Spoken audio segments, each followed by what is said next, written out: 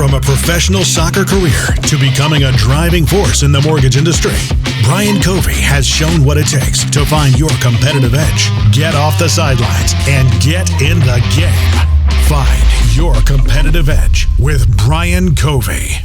What's up, guys, and welcome back to another edition of Finding Your Competitive Edge. So I love these episodes because our guest today, I got to meet a few weeks ago at a conference. And if you're like me, you go to conferences not only to learn, you're there really to connect with people, I would tell you. And it's the heart of the people. You can tell right away their energy. And I will tell you, when I met Henry for the first time, it was instantaneous, not just because our youngest is named Henry, but also I could tell his heart. I could tell he has a beautiful story. When I got to hear him speak, you're going to understand why thousands upon thousands of people go to listen to not only his music, but also hear him speak. So TEDx speaker, he's got his own podcast. And I love this part. Human behavior expert.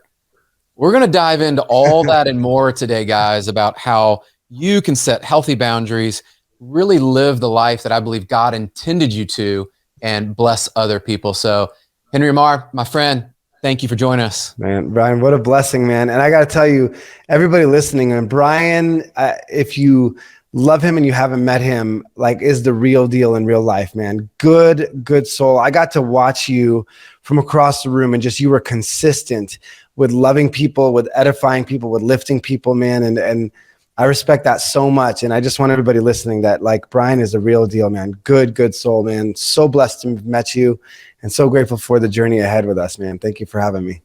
Dude, what an honor. And I can say the same about you, because you can tell when people go to these events, if we could give you one tip, one of those tips that Henry just shared, is you can see how people will act in these situations. And over a couple of days, whether it's 2-3 days, you're going to start to gravitate towards people.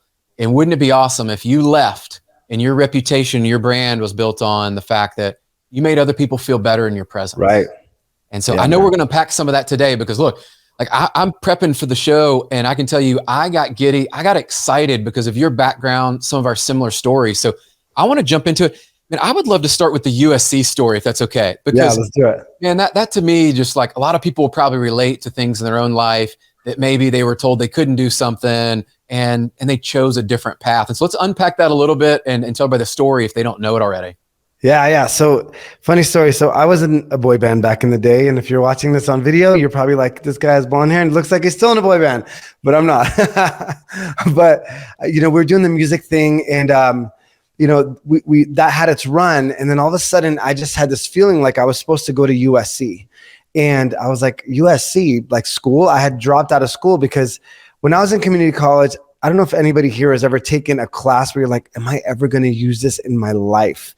It was a geology class about the chemical components of a red rock. I remember the class and thinking, what am I doing in here?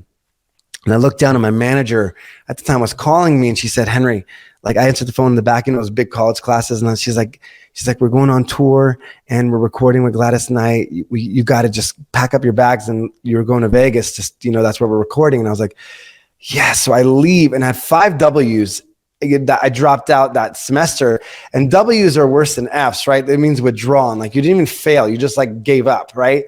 And so I had 5 of them. So when I had that feeling and that prompting to later on in my career to go back to school and go to USC, I knew that USC is one of the top business schools in the country. And so I go to my counselor. I'm like, hey, community college. I'm like, hey, you know what? I want to go to USC. She goes, great. That's a fantastic school, one of the best in the country. She's like, let me pull up your records. And it was the school that had left. And she pulls it up, and her first reaction was, no. I was like, what do you mean no? She goes, you have 5 W's. And I go, yeah, so I want to go to USC. She goes, they don't even like people with 1 W. I was like, yeah, we'll figure it out. Like, I'll figure it out. I know that's where I'm supposed to go, because for me, it's like, it was God, but it was like, when you're called to do something, you just go. Like, it's either going to be this or better. So she was like, look, I think you should think of other schools. And I said, listen, I know I'm supposed to go to the school. Just tell me what I need to do. She gives me this paper. She goes, okay. So she gives me this paper of like all the class requirements. And I worked so hard, Brian. Like, I worked my butt off. I got the A's. I did all these things, and I applied. And I was doing I was, like 8 months later, I'm doing this Relay for Life. I think it was like a year later. I don't know. But the thing that you raise money for cancer, and I'm running around, and my sister messages me and says, hey, you got a letter in the mail from USC. And I was like, a letter or a packet? Because a letter is very different than a packet, right? She goes, a letter. I go, can you open it? Did I remember like it's yesterday? She goes, oh my gosh, Henry, I'm so sorry you didn't get in. And I was like, oh my gosh, that sucks. And so I was like, USC, I know I'm supposed to go there, so maybe I should appeal this. So I literally called the school and I'm like, hey, listen, like, here's the thing, I think I should be going there. And then literally someone high up in the administration goes, no, you didn't get in and you're probably not going to get in next year. So maybe you should just not think of something else. Because I'm sorry, I just have to be honest with you. And I was like, in my mind, I was like, I have two options here. Like I could literally just say, fine, you're right, I give up. Or I could just get up and begin to, just say no. Like I'm going to go all in and give it another shot. So I went all in, dude. I went and met people at USC. What does it take to get in here? And I did leadership things and I just went all in on it. And there was one night, man, I don't mind staying up late, but I was really tired and I had this feeling like stay up tonight. It was like 10:30, stay up tonight, 11:30, stay up tonight, 12:30, stay up, 1:30, keep staying up, 2:30. And all of a sudden, like, I just feel this like spirit-filled energy. And I look at my computer and I had gotten into USC and they sent me a financial aid. They're like, this is your financial aid. So my tuition was completely paid for. I just got a little bit of loans for room and board, but I got in and I got my tuition completely paid for a year later. And, it's crazy because the authority person told me, no, you're not going to get in. No, it's not going to happen. Everything looked a certain way, but in my soul, in my heart, I knew this was what I was supposed to do. And I was going to figure out a way to do it. Because I have a phrase, it's not a matter of if, it's a matter of when. And if God calls me to something, it's either going to be this or better, right? Like this is going to lead me to this or better. And so I was on this path of like, no, like I have to commit to it. But here's the coolest part about that. I had gotten rejected, quote unquote, a year before, right? And I got into USC. And my very last semester at USC, which I wouldn't have had I gotten in the year before, my major was real estate finance and development. And this guy who is one of my close friends, I love him so much now, but he was someone I was trying to meet with while I was at school because one of his deals, like he was one of the spearheaded the deal for the $39 billion equity office Blackstone deal. And so he was like this brilliant real estate guy. He had the best reputation. And my last semester, which I wouldn't have had I gotten in the year before, he comes to teach at USC and goes, I'm looking for a teaching assistant. And at the time I was president of the USC's real estate association. So he was like, everyone's like, Henry. So I go and I meet with him and then I TA for him. And then I TA for him for the next following 2.5 years. And he becomes a mentor, a friend. And he's the one that got me my first job. And the boss at the first job said, I wouldn't have interviewed you or even met with you had it not been for this guy, because they do a ton of deals together. And then in 3 years, I became a director of investments for a $2 billion real estate company, which was a major come up because it usually takes way longer. So what I thought initially was a year setback from that rejection was actually like a 7-year come up for me. Because I wouldn't have met Steve, my dear friend. I wouldn't have, because he wouldn't have been teaching on campus that day. So what sometimes we think is a rejection is like a redirection, or it's a plan. There's a plan for it. And I wouldn't have known that until 9 years later, looking back and being like, dude, I'm sitting here at an Ocean View office in Santa Monica as a director, and it wouldn't have happened if I got accepted that first year. And so it's wild, man. Life is cool. It's crazy. Well, that story, I mean, it just resonated with me because a lot of people in this show know that was what I was told. I couldn't get into this school or that school as a shorter goalkeeper in soccer. And so I share that story often. And I think a lot of times people, Henry, I'd love your take on this. They think, well, okay, I hear Henry's story, or maybe I've heard Brian's story. I've heard someone else. And well, that's great for you because it worked out for you, but it hasn't worked out for me yet. Yes. So somebody that might be listening, I always use that word yet because I do think it has power. What would you say to those people that are thinking, man, I feel like I just got knocked down. Like things aren't happening in the timeline I wanted. I'm in that season right now. I'm not to the end of it where you're talking about. How can they work through that season where they're trying to make sense of it and just trying to keep moving forward? Dude, first of all, I want to validate your feelings, right? Because I remember getting rejected. I was living at home. I was 26 because I was an older student, right? I felt like a loser. I was in debt. I was living with my parents. I was single. I was like, who's going to want to come? Hey, do you want to come hang out on my parents' couch? You know, like you're sitting there like feeling like the biggest loser because I just got rejected. And that was my plan. Like that was all that I had. And so I want to validate your feelings first of all, and not discount and be like, oh, don't worry, it's going to be fine. It's like, no, you can feel what you need to feel because it does suck. That part of it sucks when you're in it. It feels terrible because there's so many layers to it. And there's a lot of things in my life that didn't work out the way I thought they would. And I will just give you this because it gave me hope. There are so many things in my life that didn't work out that felt like they were the thing I wanted to work out. And I'll give this example. On the morning of my wedding with my amazing wife, Taryn, I remember getting out of the shower, I fell to my knees and I just started crying. And I thanked God for not letting anything work out that I fought and prayed for before. All my other relationships, because she was my person. But at the moment, my emotions were so entangled with everything that I was feeling. My emotions were so there that I was caught up in that, you know, in that space, because all I thought was, this is what it is. But for me, trust brings peace. God grant me the serenity, the peace to accept the things that I cannot change, the courage to change the things that I can, and the wisdom to know the difference. I can't control what I can't control, but you better believe I was going to control what I could control, right? Pain came when I tried to control what I couldn't. I couldn't control what USC said. I couldn't control, you know, all the variables of my last relationships and what happened with those. But I could reshift my focus and just say, you know what? I want to live a life of peace. So I had to understand what trust meant. For me, it's God, whatever you believe in, if it's a higher power or just life in general. I just had to take on a belief that like all things are going to work together for my good, that like there was something on the other side of that, because it's either this or better. And it sounds optimistic, but what choice did I have? I had a choice to either look at the downside or look at the upside. And I'm not saying discount your emotions because that's emotional override. I'm saying have your emotions, just don't let them have you. There's a part of us, a spirit part of us that can begin to build momentum in our lives. And so, yes, validate your feelings 100%. And yes, if other people have done it, you know, trust me, I feel like I'm the last person to be here speaking with you. I used to be super insecure, super passive, super fearful, but I just did the work. I said, what is it going to take? What can I learn from it not working out here? And how can I iterate? With USC, I went back to USC. I talked to professors. I shadowed, you know, people. I met with admissions people saying, what is it going to take for me to get in?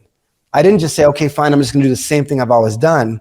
I iterated, I pivoted, I asked questions. And, you know, so let this thing be a stepping stool, not a thing to step on you. Right. And so how can you use whatever rejection or wherever you're at to use it as a stepping stool? Because I promise you, go look at any successful endeavor.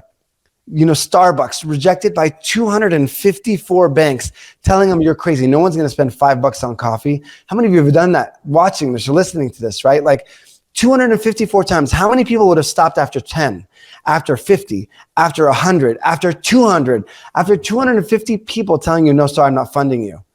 But now there's a Starbucks in every corner in every part of the world, right? Pretty much. And so you're in good company. And I think if you just recognize you're in good company, then you just ask yourself newer questions. Instead of why do I suck or why doesn't this work out? You say, okay, well, what can I learn from this? What's my iteration? What do I really want in my life? And your focus will bring you that energy, because where focus goes, energy flows, right? Amen. Do that. A lot to unpack for people. I would say rewind that back. Make sure you don't miss out. When you're talking about the serenity prayer, I'll just say my parents, my dad was a pastor. My mom worked in the city of Memphis for almost 30 years before she retired. Around the house, they would have the serenity prayer. You know, back then it was on anything and everything that you could put it on, right? Yeah. And I remember just like that was one of those prayers that I've used quite a bit. So if you're in that moment, man, those words, those verses, those things have power. Yeah. And I love too what you shared is, you know, think about this, the amount of times each of us listening, you could go back and go, man, how many times was I told I couldn't do this, couldn't do that? It maybe didn't work out exactly like I thought it would, right? Man, there's a lot of times that when I have visualized what it could be and someone said, I just don't, maybe that's not for you. That's not possible. Maybe you should lower your goals. Like those kind of conversations. I'm always like, that's the time to double down, triple down, and go all in. I love your story gives that hope because it's like, it doesn't matter where you are. You did the work. Yeah. Believed in it and you went and proved it. And so now you have the confidence. When you go after anything else, I find it's like, man, now we have these truths to look back and go, I've done that before. Right. Who's to say I can't do this? 100%, man. Don't let anybody project their limitations on you, man. That's right. That's the thing. It's like people will project their limitations on you, but your calling is yours. Your impact is yours. Your unique experiences are yours. The desires of your heart are yours. The root word of desires, desire of the Father, right? Who is someone to tell you that that's not for you? Nobody else is connected to yourself the way you are. And yes, you could take counsel, but man, if you listen to everybody that even people like, dude, sorry, Brian, I'm going off on a rant, man. You fired me up. So I was at USC one year, and if you know me, I smile a ton. That's just me, man. I've just grown to just embrace life and just do the best I can to have a smile on my face. And it's genuine. And I was sitting at USC, we were doing these like roundtable, practice interviews to get a job. And I remember this so clearly. There was this guy who was like a successful real estate guy, and I'm sitting on the table with him, and he goes, and they're giving feedback to people, you're interviewing with people, and he goes, all right, my first feedback is stop smiling so much. And I was like, why? He goes, because people are going to think you're not genuine and that you're not real or whatever. And then that was a moment where I could have been like, you know what, you're right, you're a successful person. I said, you know what, with all due respect, I don't think I'd want to work for somebody that if they're interviewing me and I'm smiling and they don't want me to smile that much. Yeah. So you have to know your values, what's important to you, right? And honoring that, because you are your unique expression. That's the beautiful part about it. You're not God didn't make you different to be put in some box. Yeah. Your impact is going to be different than mine, than Brian's, and anybody else's, because your unique life, your unique experiences, your unique calling, whatever that is. As someone said at the Create conference, when you were born, you were a solution to a problem. What is that? Right? You're not anybody else. And that's the beautiful part about it. But people will project their limitations, their fears, their triggers on you. But just ask yourself, is that true? Is that right? Does that fit in my value system? Does that fit where I feel called to go? And if it doesn't, then you don't have to take that on as your belief system. Hey guys, it's Brian here. I hope you are enjoying the show.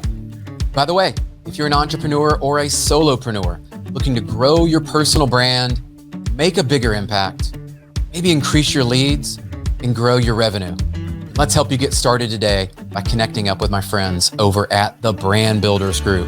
You've heard me talk about them, but if you're new here, this is definitely the first step to get you started in turning your reputation into revenue. Head over to freebrandcall.com/Brian Covey.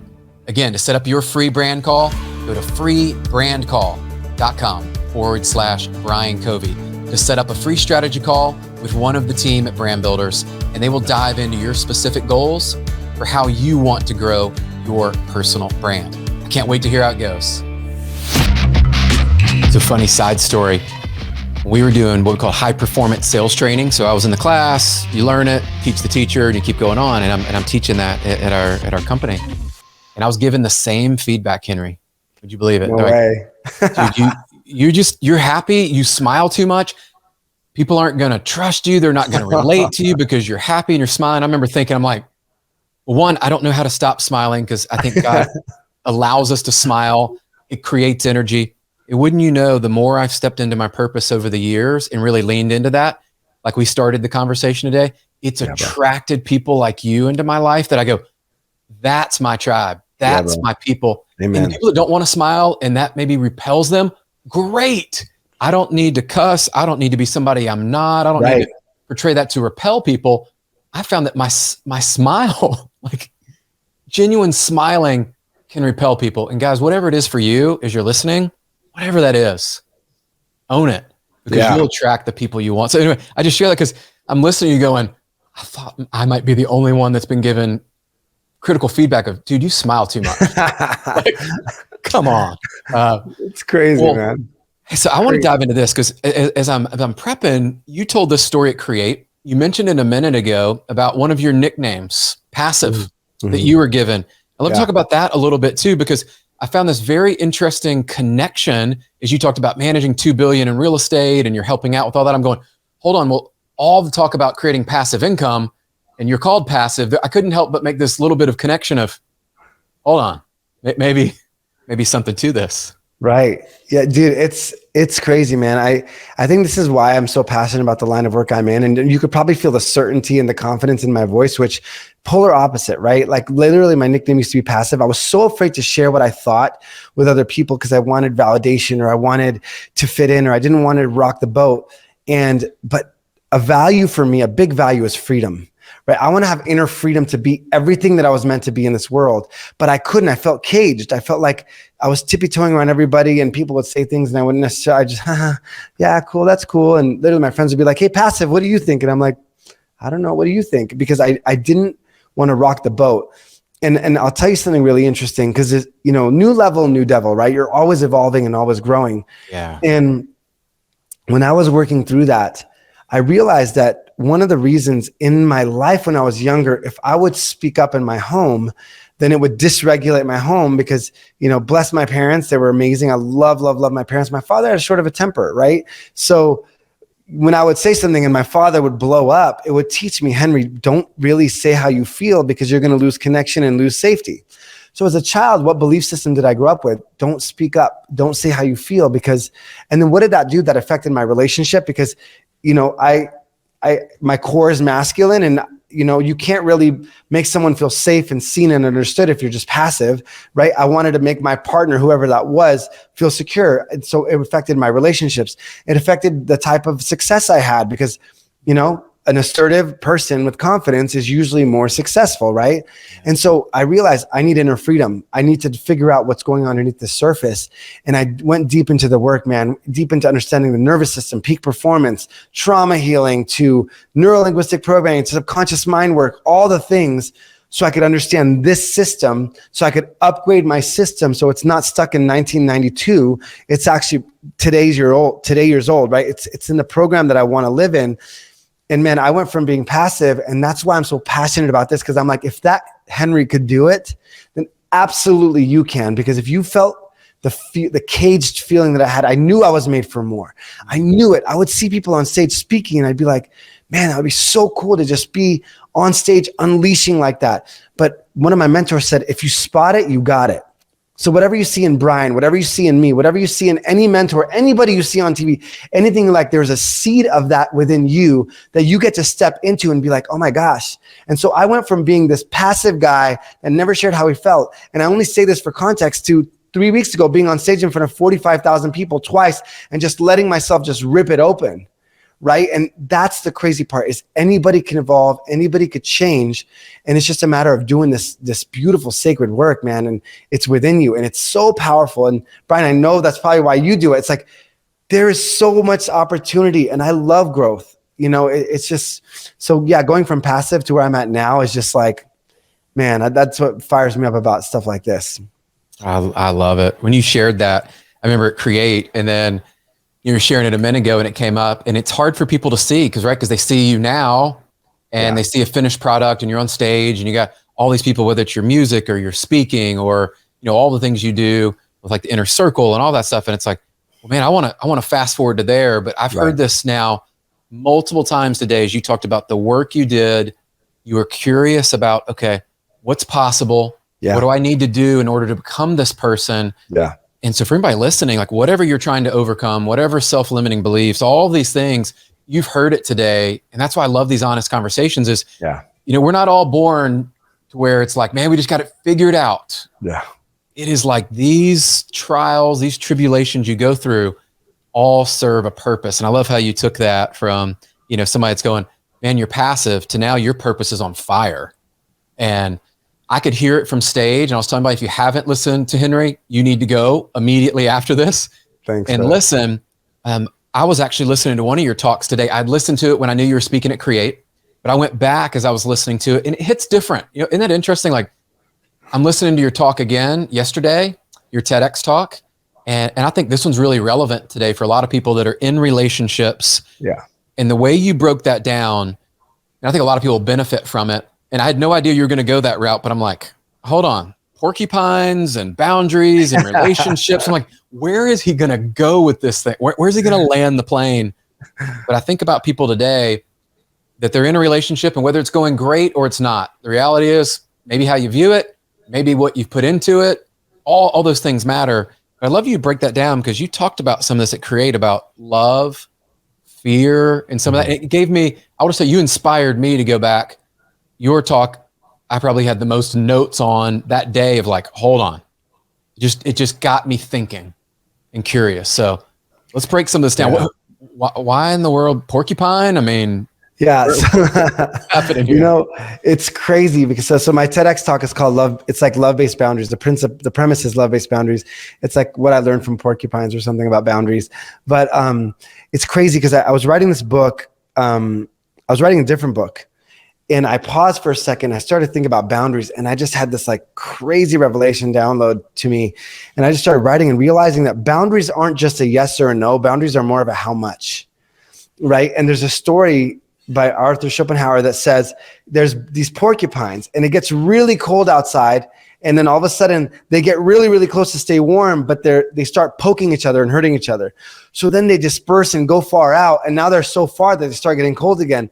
They go back and forth until they find the optimal space where they're not hurting each other and they're benefiting each other both at the same time, right? And I realized, oh my gosh, in our relationships, right, there's an optimal space, there's a sweet spot for our relationships where and it's more of a how much time, energy, money, resources, whatever it is that you exchange with somebody, there's a sweet spot for each person. And some people are your inner circle. That's where they hold your values. You feel safe.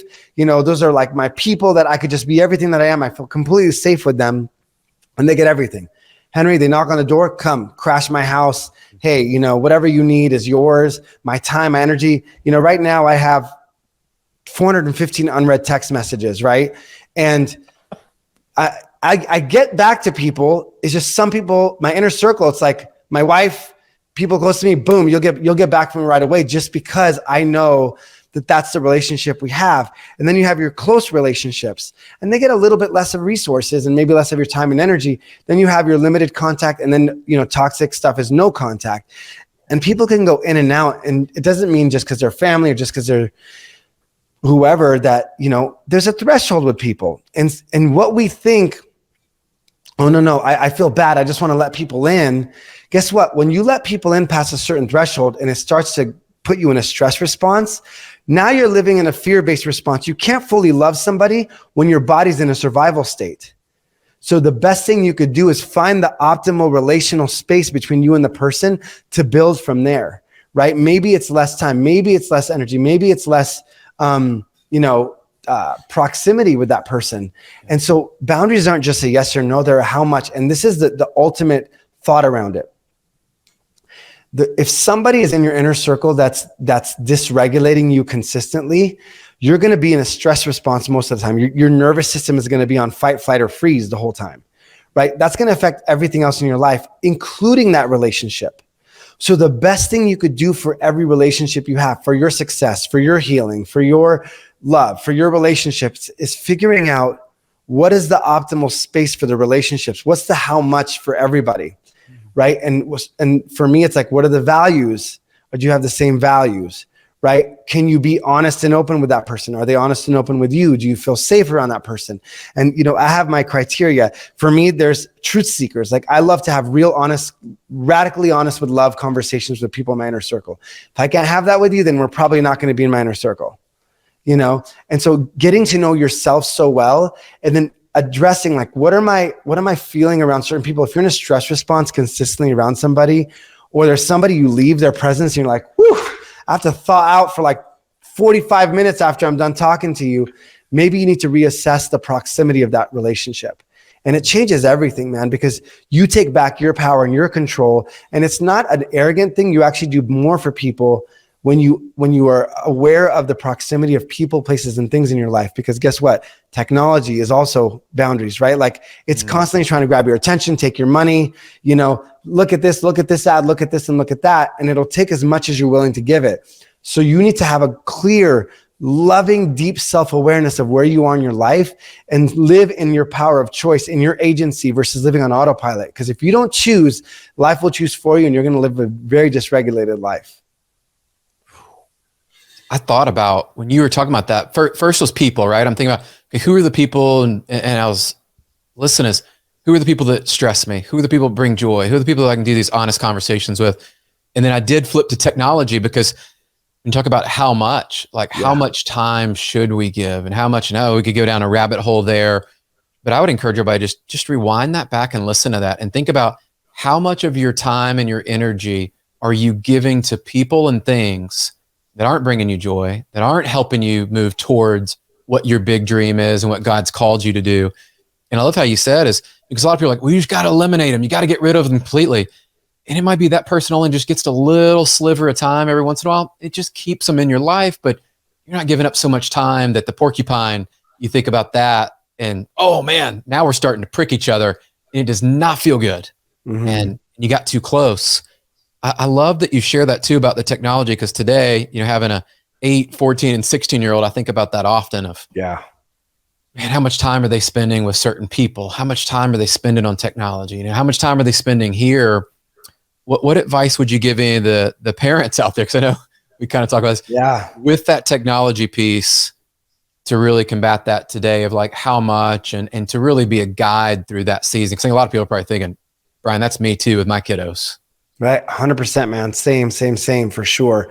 Man, thank you for sharing that. One thing I'll say is energy is real. Protect your energy and peace, and just recognize emotions are messengers, right? They're not meant to be dictators. They're messengers. So what is your emotion telling you? So if you're feeling triggered, maybe it's not like, oh, I need to cut this person off. Maybe it's like, there's something that needs to be healed here. But be aware enough to recognize what your emotions are telling you, what your actions are telling you. If you're snapping or if you're, showing up a certain way, everything is a messenger if you allow yourself to look at it and get inquisitive. And as Gabor Mate calls it, compassionate curiosity. Yeah. Right? How can you have that in your relations? And when it comes to kids, look, I same thing with our kiddos, 9 and 6, right? And they're just like, can I use your phone? Can I use your phone? Can I use your phone? And, to me, one thing, this is for us, is having real, honest, loving conversations with them. Because sometimes as parents, you're like, oh my gosh, I have so much to do. Take my phone and go, and they just want to go and they'll sit on their phone. And dude, they play YouTube in the background sometimes. And some of the stuff they watch with the constant, like there's high energy all the time, people yelling and whining and screaming. And I'm starting to see them mimic like the tonalities of this. Like there's one little girl, she was like on YouTube, she's like, Mom. And the girl would talk like that. And all of a sudden I started seeing our little one start talking like that. I was like, oh, no. Whoa, they're so impressionable. So we, in a sense, it's hard because we're like, I'm so busy. I don't know. Technology is an easy way for them to get distracted and they're going to kick and cry and scream. But the question is, what do the kids really, really want is my question. They want to be entertained. They want to feel seen. They want to feel loved. So how can we create experiences with them that make them feel that way? And I'm not here to tell anybody do this much or do this much, with parenting, but just be aware. Like, what is your kid really, who are they becoming? Because there's a book called How Will You Measure Your Life by Clayton Christensen. And he said the interesting thing with kids is, and he compares situations to businesses because he's a Harvard Business School guy, right? He just recently passed, bless his heart, man. Awesome guy. And really, really good guy. But he compares kids to a long-term investment. He said, you don't typically see the return on the investment. Like if you invested in Apple a long time ago, your investment's going to really reap a lot of rewards now, right? And he said, kids are the same way. All the little investments you put into them, you may not see them shift right away, but compounded year after year after year after year, in their 20s or their 30s, you're going to start seeing everything manifest that you did or didn't do. And I literally had this conversation with my wife. I said, babe, let's sit down once a week and let's just assess each child. Yeah. How do we feel they're doing? What do we feel their needs are? What's healthy, what may not be healthy in the pathway they're going to, what are their patterns? And I think it's just a matter of awareness. It's okay for them to have fun, but are they coping at a high level? Are they able to talk about their emotions? Are they dissociating from life? Because the reality is, this is crazy thought that came to me. What you don't address or teach your kids at home, the world will teach them, but with far less mercy. Yeah. What you don't address with them with love, even if it's uncomfortable at home, will be addressed in the world with far less mercy. Love is the first thing. Always. They need to feel loved, right? Like always, always, always. And loved enough to love them exactly where they are, and love them enough to help them build healthy patterns in their life. And it's not get away from social media, but it's like, I mean, our kids don't use social media, right? Like they're 9 and 6, but it's, I guess YouTube is, but it's very understanding, like what are they watching? Who are they watching? And how are we proactive in this approach with them? Because if they're watching an hour a day, they're literally being programmed. So an hour a day is 365 hours a year. If you divide that by a full work day, divide that by 8 hours, you're talking about 40 to 50 days in a row of them just watching content. What if you did something for 8 hours a day for 40 to 50 days in a row? Do you think that would have an impact on you? Absolutely. Yeah. Wow. Dude, when you break that down, and I love what a different perspective. I didn't know what I wasn't planning on asking that, but I thought, wow, we've got you. Let's dig this, because we both have younger kids. You got the 9 and 6, I got the 8, and then of course a couple older ones. And I've noticed the same thing there. And I think for all of us, we want to be these great parents, and sometimes we overcomplicate it. And I'll just share that as we want to be this super parent and all that. And sometimes it's just those little things of, hey, we're going to pull that back a little bit here. We're going to intentionally engage there. And that's just like any great relationship.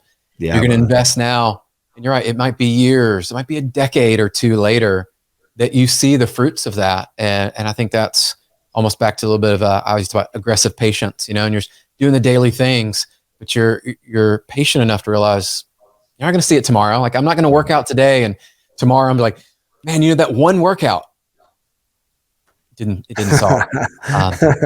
So I love, you've mentioned this word a few times with love, and you shared this at the Create conference. And it's one of the things I wrote down, and you talked about, a lot of people say the truth will set you free. And you dug into this, and you talked about truth and love. Yeah. And I think, man, that's powerful. Yeah, man. Most people will say the truth will set you free, but the problem is most people tell themselves enough truth to be uncomfortable, but not enough truth to be free. And the reason being is we don't have a safe enough place to tell ourselves the truth. Because when we hear the truth about where we are, we expect we should be doing this. We should all over ourselves, right? And we should be this and should be this. And we beat ourselves up thinking that you could beat yourself up into healing. You can't, right? So love and truth together are what set you free. You need a loving understanding of where you are, that my patterns are, it's where I was. It's what my body thought was safe, or what would keep me connected. Just like what I told you earlier, when I was passive, at first I was so mad at myself for being passive. Come on, Henry, you should be just voicing your opinion. And I try to emotionally override myself. But the reality is I had to get to the truth, right? The truth, and have so much compassionate curiosity within myself to say, okay, well, what caused that? What does my body believe would happen if I did speak up? If I spoke up, then what does that mean? And I think a lot of us don't really want to tell ourselves enough truth, because we get to a place, and the metaphor is like if Brian and I and this guy, Steve, were walking down the street, and every time I brought something up, I'm like, Steve, I realize this about myself. I'm so passive, and I just really want to speak up. And Steve goes, man, that's so stupid. You should be just speaking up, man. Speak up. It's stupid. Yeah. And I'm like, and then like, I feel really bad about it. And then like a week later, I'm walking like, Steve, you know what I realized, man? Like, I think I got it from my family. Like, I think I just never was able to speak up. That's so stupid, man. Just suck it up and speak up. You're so dumb. Like, you should be doing this. How long until I stop telling Steve the truth? Pretty quickly, right? So we don't let ourselves get to the honest truth of where we are, and then get into the hope that I actually can change, right? I don't know who said this, but they said there's 4 keys you need to make a change. First, you need to believe that it's possible. Right? Second, you need to believe that there's a way to get there. Right? Third, you need to believe that there's a way that you can get there. Like, you can take that way there. And fourth, you need to believe that it's worth it. Yeah. Right? So if you don't believe there's a way to get there, you're not going to try. If you don't believe it's worth it, you're not going to try. If you don't believe it's there, you're not going to try. You need all 4 of those things, that I can actually take that way. And I'm telling you now, it doesn't matter where you are, what happened in your past. The best part about life is where you are doesn't mean that's where you always need to be unless you choose it, right? So we could go in and do this sacred work and say, okay, let me get to the truth first, And I'm in this space of radical honesty with love of where am I at really? Where are you really? Like, where are you in your relationship? Are you triggered all the time? Are you on edge all the time? Like, what's really happening under the hood? Because you're going to keep dealing something. I'll say it again. Sorry. You're going to keep dealing with things until you deal with them and get real with them. You're going to keep dealing with them over and over again. You know, so I think it's just a matter of saying, you know what? If I face this, it doesn't mean I'm bad. It means I have an opportunity to evolve. That's right. Yeah. And I love how you break that down too, because those really are the 4 components. When people can buy into that and they can believe that it's worth it and it's possible for them, then they're going to make the change, hopefully with less pain than they have to get to. You know, a lot of people say you got to get to rock bottom or you got to completely destroy it, burn it all down. It's like, no, it's possible to make that change sooner than that. When you feel a little bit of that pain, feel a little bit of the hot stove, move forward. Now you've got it. So man, I love that's going to be huge for people, Henry. Because I think a lot of people listening probably can relate to that today. They want to change and they got to go through those 4, and which one's holding them back? Right. It's probably one of them they don't believe. Yeah. It's interesting because the first book I was writing was all about using your ambition to heal in your nervous system what you don't feel safe going forward in. And what I mean is this: when you set your ambition, when you're like, I want to reach this goal, you're going to hit a limit. You're going to hit resistance. You're going to hit fears. If you didn't have those fears, you would already be there. If you didn't have the resistance, you would already be there. If you didn't have a limit, you would already be there. Right? So you have to cross that pathway, that bridge to get to from where you are to where you want to be. And where you are right now is what people call the comfort zone. I don't call it comfort zone. I think it's silly because who's really comfortable in their comfort zone? I mean, people feel they know they're made for more, but it's the safety zone. It's what your body feels safest in being. So we live a life on autopilot. We live a life day to day doing what we know to do. But when you set a new goal that's far out, all the old belief systems, all the old identities, all the resistance starts to show up, right? When you start to step out of that zone and into the newer experience of your life. And when you begin to set your ambition, the thought was use your ambition to understand what you need to heal. Use your ambition to understand what needs to be reprogrammed. Use your ambition to understand what are the belief systems underneath that need to be addressed and reshifted so you can actually gain inner freedom to make the impact you want to make, the income you want to make, the relationship you want to have. But first you got to get clear, where do you really want to be and where are you really? It's like the GPS thing, right? And once you realize these are my limits, my fears are fear of success, because if I'm successful, what does that mean for my family? Like that was one conversation I had to have with my wife. I said, babe, the trajectory we're going on, like if I reach a certain point of success, this is what's going to change in our life. I might be out speaking a lot more than I am now. I might be doing this. Of course we get to choose, but I had this subconscious belief, like my family might fall apart if I'm successful. So I had to address that. And I'll tell you, this is actually a true story. When I first was starting to get into the whole real estate world, right? I kept hitting a wall financially, and that didn't make sense. So but I set this ambitious goal, and then I was analyzed my limits. I analyzed, what are my belief systems? And one of my beliefs was, if I was successful, I would hurt the relationship with my sister, and I valued love over success, over money. So I would self-sabotage. And I thought I was just sabotaging because that was just who I was, right? But the reality is I would sabotage because I valued love and I thought I would lose love. So when I went through and I addressed that, I was able to release those belief systems from the past. I was able to master my emotions in that and reprogram myself for the future that I wanted. Literally, I addressed it with my sister. I did the work. That was the first year I broke 6 figures. And it wasn't an external thing. I could work hard and change my behavior. But unless you understand what's under the hood and you do these 3 things, once you identify, it's like the 4-phase process is identification. Then you go and release and heal from things from the past. Then you go and empower yourself in this moment. How do I gain emotional mastery, confidence, have my emotions, don't let my emotions have me, be with my emotions, not in my emotions, as Maston Kipp says. And then how do I reprogram myself, this belief system, this identity system to be the man that makes money, the man that loves his wife, the man that's present, the man that can handle hard things, right? It's possible. We just have to understand the process of it, right? The identification process, the empowerment in the present, the releasing from the past, and the programming for the future. So it's a past, present, future safety mechanism, if that makes sense. Dude, I love it. And I can already tell we're going to have you back on and do a separate episode. We're going to dive into some of these things deeper because I know we've covered so much today and you've dropped a ton of value, which I absolutely love. Thank you, brother. But I want to have you back because I want to dive into a few of these very specifically. And I think that'll be something of value for everybody. So one, thank you for pouring in, showing up like you do. We both smile a lot. So that's always fun as we go through. It's like, you can just tell even the energy through virtual, it's electric, and you brought it. But I want people to know, where can they find you? And also know you've got your inner circle. You've got some ways to connect up. Let's make sure we give them a little bit of info, and then we'll include the links in the show notes as well. Thanks, brother. Thank you, man. It reminds me of Elf when he was like, smiling is my favorite. You know, if you guys have seen the movie Elf, so funny. Will Ferrell's hilarious. Yeah. Man, so my Instagram, thank you, Brian. It's an honor to be here, man. My Instagram is Henry Ammar, HenryAmmar. My podcast is Making It Happen with Henry Ammar. Excited to have Brian on as well. Yeah, I've just launched something called an Inner Circle. It's the next few weeks. We bring people together and we just dive in, man. They're like people that want to make an impact. And what you just heard me say, that series of healing, empowering, reprogramming, identification, we go into that on like the deepest level. And this is what I'll say to everybody, man. Like, I just really believe there's a calling on people, and people are feeling called to step to the next level, and people are called to make the impact they're born to make, not just in the world, but in themselves, in their family, in their income, in their heart, in how they feel about themselves and their confidence, right? Like I feel like there's like this whistle being blown and people are being called to the next level, the front lines of their life.